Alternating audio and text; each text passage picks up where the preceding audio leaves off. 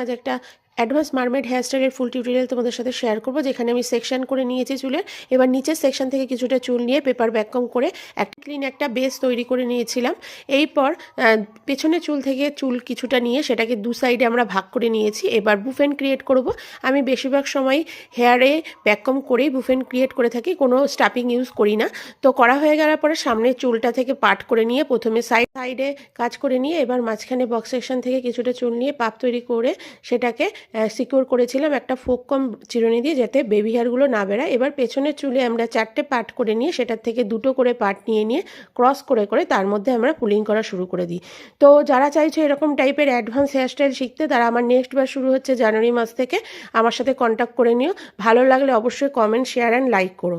জিজ্ঞেস করে এই বুফেন ক্রিয়েট করার সময় যে তুমি ব্যাক কম করো, তাতে চুলে জট পাকায় না, খুলতে গেলে অসুবিধা হয় না? তো একদমই না, তারও একটা টেকনিক আছে। সেটা টেকনিকে যদি তুমি কাজ করো তো বুফেনটা খুব তাড়াতাড়ি খুলে যায়।